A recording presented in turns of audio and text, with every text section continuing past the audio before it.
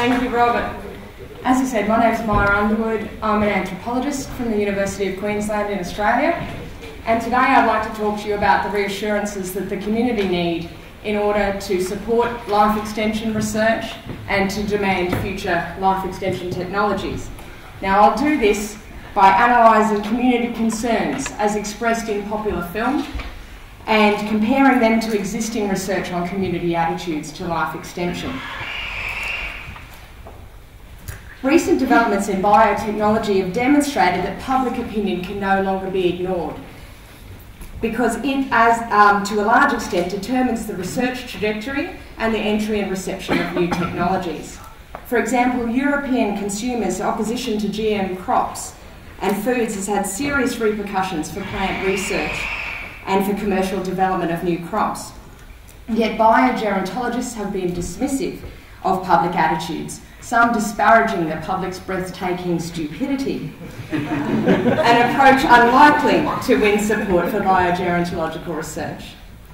Another factor affecting public support is the failure of biogerontologists to communicate effectively with the public about their research and its possible applications.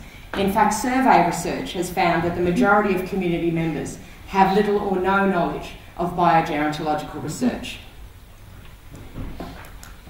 The findings I'm presenting today form part of a larger study on community attitudes to strong life extension, or the extension of human life beyond the current maximum.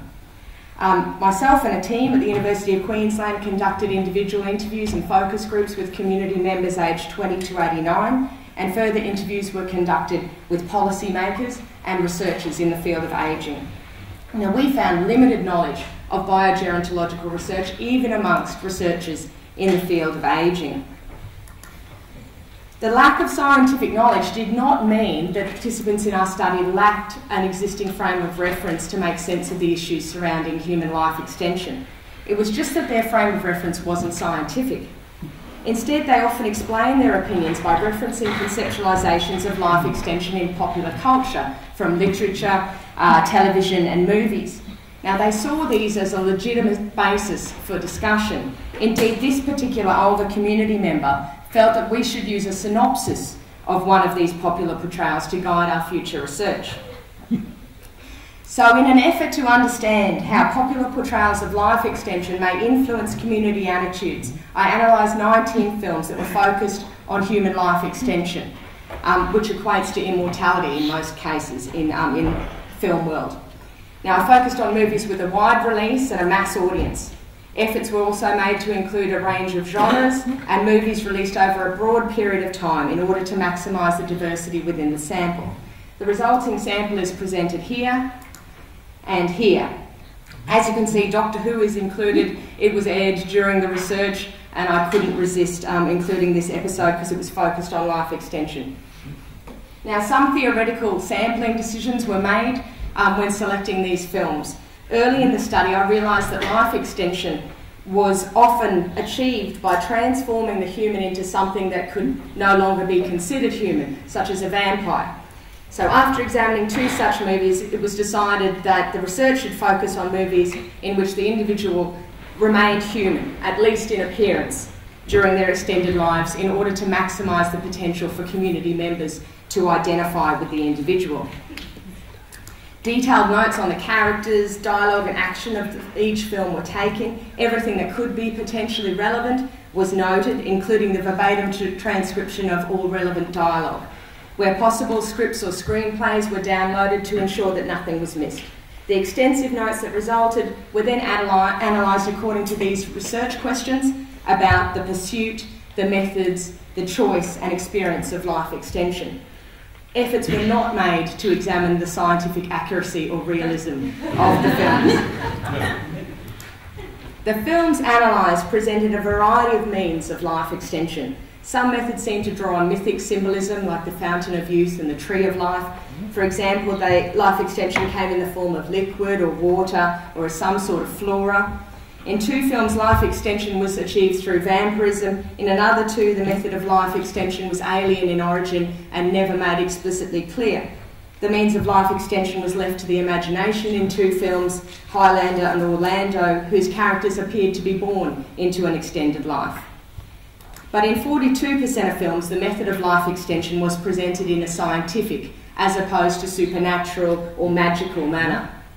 In anacondas, researchers discovered a blood orchid, which can prolong cellular life beyond the Hayflick limit. In A Little Bit of Soul, researchers investigating the disease of premature ageing, progeria, used a virus to correct faulty genes and immortalise cells, thereby allowing them to stop and reverse ageing. In Doctor Who, the means of life extension was described as hypersonic sound waves to destabilise the cell structure and a metagenic program to manipulate the coding in the protein strands. So maybe you guys can get some tips. In The Fountain, researchers discovered that a compound from the Guatemalan tree rejuvenated the test subject, a macaque, through the repair of bodily injuries and deterioration and the reversal of the degeneration of neural activity produced by ageing. Indeed, a neuroscientist is credited with co-writing the script. The pursuit of life extension was presented as groundbreaking. Efforts to extend life were presented as having the potential to change the world forever. A life extension technology was described as even bigger than Viagra and the biggest leap since the moon landing. A failure to pursue life extension was described as a crime against humanity. Life extension was also presented as the next logical step in our evolution. However, it seems that the audience were actively discouraged from sharing this enthusiasm for life extension and from identifying with life extension scientists and those who chose life extension. One way this was done was by presenting life extension research as unscientific. One film suggested that life extension was more appropriately described as beauty therapy rather than science. Almost without exception, life extension scientists were depicted as having tunnel vision and as arrogant, irrational and reckless. Very accurate, I hear from the audience. For example, in Golden Years, a stereotypical mad scientist, complete with fuzzy hair on end and steepling fingers, ignored all of his colleagues' suggestion to follow protocol and reduce risk. Now, in case the viewer misses the very obvious suggestion that this scientist is crazy, he's also shown talking to his dead father and sleeping on his father's grave. Now, I'm not qualified to comment on the mental health of researchers at this conference, but we've heard from the front here that this is a very accurate portrayal. Life extension scientists are frequently presented as inspired by individualistic motivations, such as the selfish desire to extend their own lives or the desire to extend the lives of their loved ones so as not to have to live without them. Researchers are also represented as driven by the desire for power and money. Even researchers who were originally motivated by altruistic reasons, such as curing progeria, lost sight of their original goal and pursued life extension for reasons of power and money. The pursuit of life extension was dangerous, with individuals pursuing life extension often risking their lives. For example, in the asphyx, individuals had to be on the brink of death before they could extend their lives, and sometimes this window was missed. Perhaps the best evidence of the risks is the high death toll amongst those involved in pursuing life extension in anacondas. In this film, the snakes found the means to life extension first. Their lengthened lives result in them becoming very large, and they subsequently kill many in the research party. Now, some films depict hidden risks to an extended life. Individuals whose lives have been extended may only deceptively appear to be young and healthy. Only one film explicitly connected hidden risks to the science of life extension. In Doctor Who, Lazarus's life-extending experiment on himself opens a Pandora's box, resulting in the activation of dormant genes evolution rejected 40 million years ago, which turned Lazarus into a scorpion-like monster who kills others by draining their energy. Life extension was not only presented as dangerous and risky to the individual, its pursuit would not be adequately controlled. Researchers were allowed to ignore scientific protocols and guidelines for ethical research because the goal justified the means. The pursuit of life extension was not only presented as inadequately controlled, but it was also a secret from the general community, according to 42% of the films. So life extension was presented as unscientific, dangerous, unregulated, and secretive. Among the other ways that filmmakers made life extension less attractive to the viewer were descriptions of it as unnatural or defying or violating nature. 8 films discuss life extension in religious terms. Mortals described immortals as having the devil in them or as having sold their soul to the devil. Being immortal was described as being like God, and therefore the pursuit of human immortality was described as blasphemy, heresy, and unholy. In one case, life extension research was funded by Satanists. Now, I'm not sure how many of you are funded by Satanists, but I have met some devilish characters. Not enough. NIH doesn't count.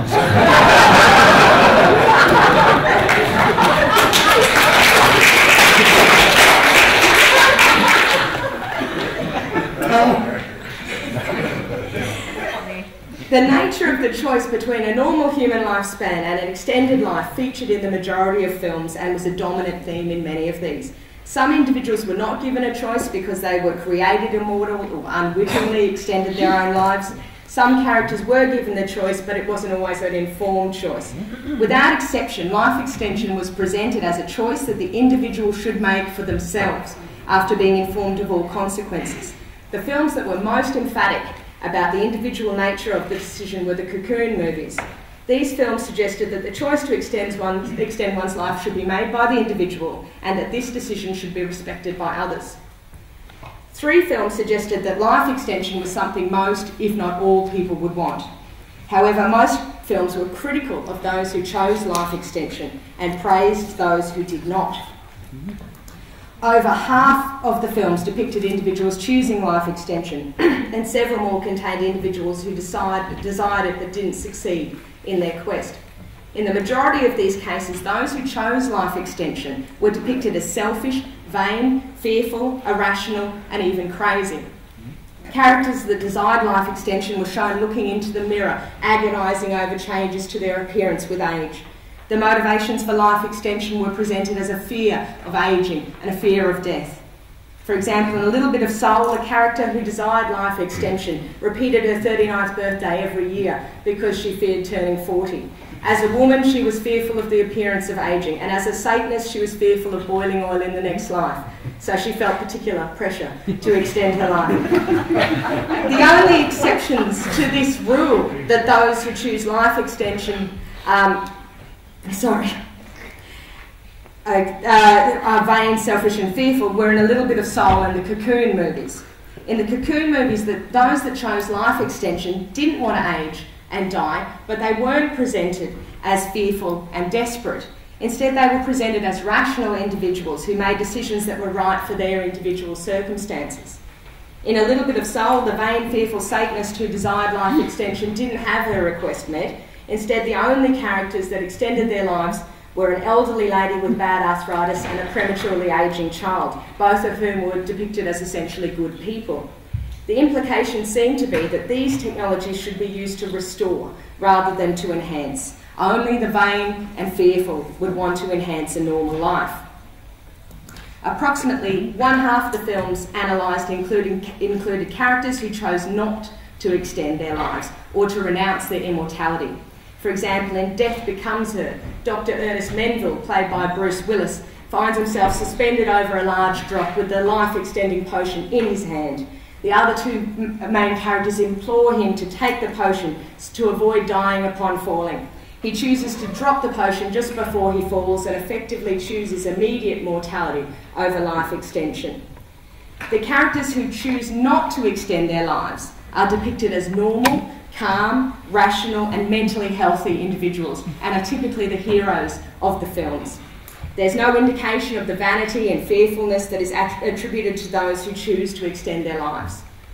The fact that very little was said about the reasons for deciding against life extension suggests that it is normal and natural not to want to extend one's life. The films describe the experience of life extension from both individual and societal perspectives.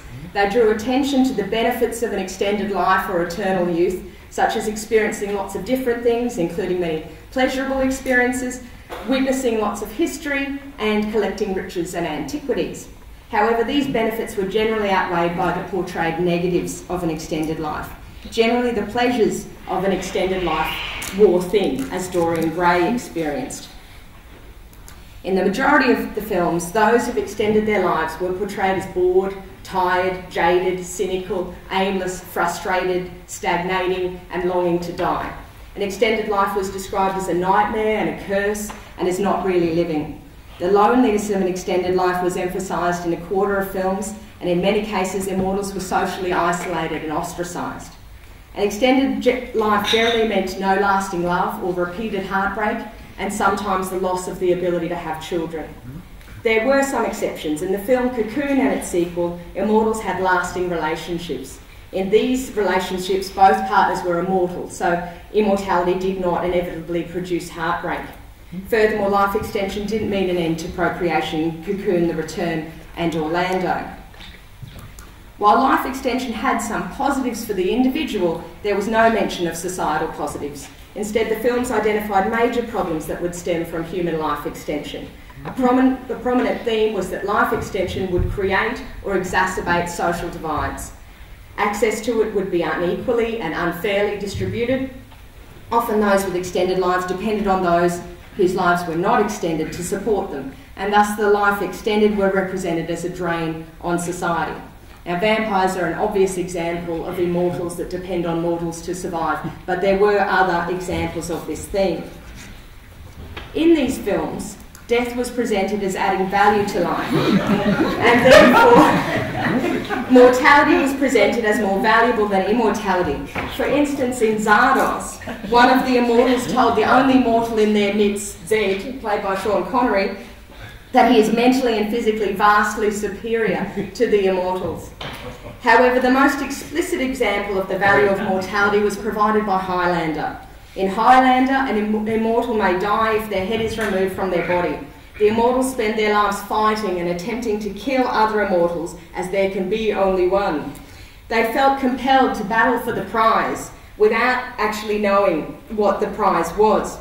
In the end, Connor MacLeod, played by Christopher Lambert, killed the only other remaining immortal and found that the prize was mortality. Although MacLeod was surprised by the prize, he welcomed his mortality and revelled in the prospect of loving, reproducing, ageing and dying. Indeed, it was one of only 2 times in the film where he appeared genuinely happy, and the only other time was before he knew he was immortal. 2 minutes, Mair. Oh, bugger.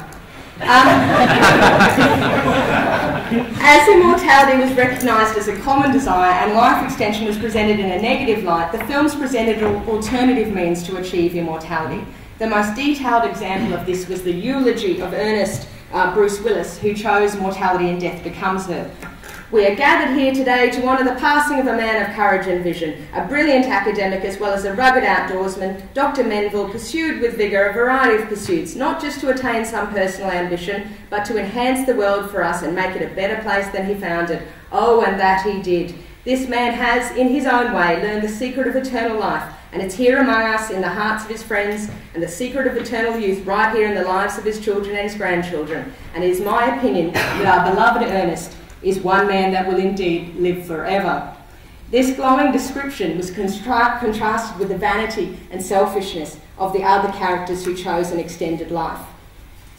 Achieving immortality through works and children was presented as a much more appropriate and acceptable method than the selfish pursuit of individual life extension. However, once again, there was an exception to the general trends found in this analysis. Cocoon and its sequel presented an extended life and an unextended life as equally valid options, and there was no apparent judgment of the individuals who made different choices. Throughout this analysis, Cocoon and its sequel have consistently provided a contrast to the dominant depictions of life extension. In these movies, an extended life was one full of play and childlike fun, sexuality, children and lasting love.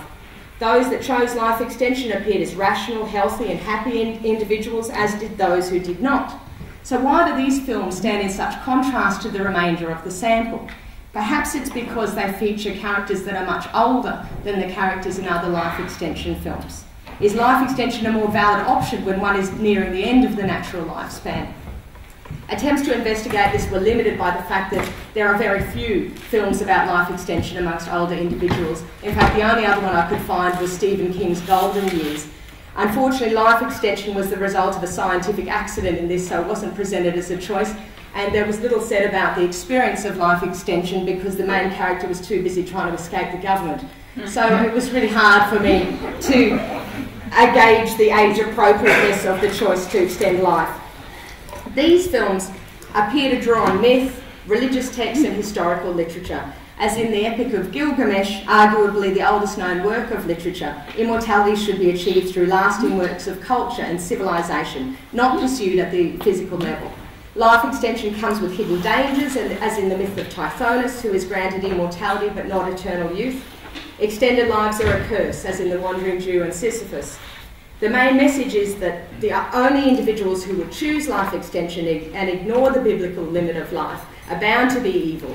They are those damned to suffer in the afterlife.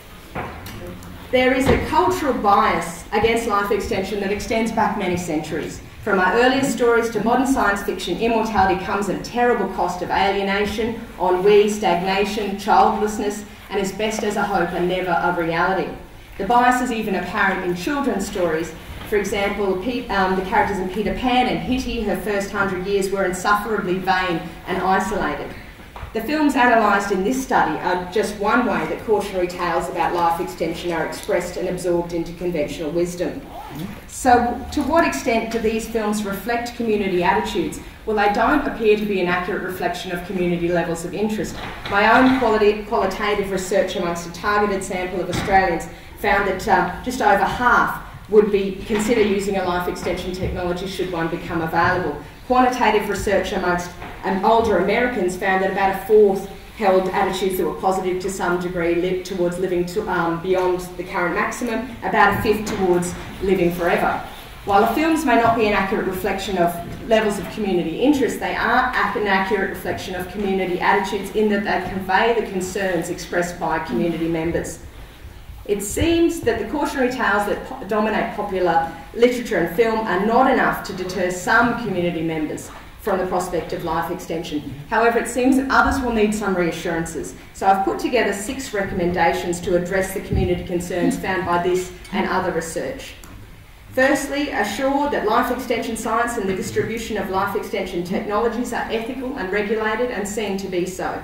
Now, assuring the community about the science of life extension is pretty straightforward, but the other assurances the community require are not. For example, we found that the community want assurances regarding the distribution of life extension, but policymakers, at least the Australian ones we interviewed, did not see the distribution of life extension technologies as their concern. Number 2, assuage community concerns about life extension as unnatural or playing God. Now, this may be difficult, but it is possible to appeal to the long lives of those described in Genesis. In fact, Christianity, by claiming that ageing and death were punishment for original sin, can be seen to contribute to notions that ageing and death are not inevitable and may be open to intervention. It's also possible to remind the community that the same fears that it's unnatural or it's playing God were expressed about other technologies that have since been commonly accepted, such as IVF. Assure that life extension would involve an extension of healthy lifespan, it's pretty self-explanatory. Assure that life extension does not mean a loss of fertility. Now, this may seem ridiculous to biogerontologists, but these concerns about a loss of fertility have a long history stemming back to the equation of mortality with sexuality in Genesis. These concerns have entered into prominent in popular conceptualisations of life extension and have entered popular discourse surrounding the topic. Assure that the community that life extension will not exacerbate social divides and that those with extended lives will not be a burden on society. Alex might be able to help there. Our research has found that community have concerns about the resources and the infrastructure needed to support those with extended lives. And finally, create a new cultural framework for understanding life extension. Now, it's going to be difficult to counter the effects of centuries of bias against life extension. But the contribution of biogerontologists to public debate could be improved. There is the potential for more positive views of life extension, as the films Cocoon and Cocoon the Return attest. The majority of the 19 films analysed were cautionary tales, in keeping with the cultural bias against life extension in the West. Research suggests that these popular conceptualisations may have a strong influence on community attitudes to life extension, as most individuals have little or no knowledge of biogerontological research. The biogerontological community has been frequently dismissive of community concerns and may well dismiss the recommendations I have made in this presentation as beyond their concerns as scientists. Yet a failure to address these concerns has the potential to negatively impact on the research trajectory and the entry and reception of new life extension technologies. It is time for biogerontologists to make their presence felt in community discussions so that community members do not have to solely rely on fictional accounts for their understandings of life extension. I'd just like to thank Aubrey and the SENSE team for their efforts to take community attitudes seriously by inviting me to come along to this conference and speak today. Thank you.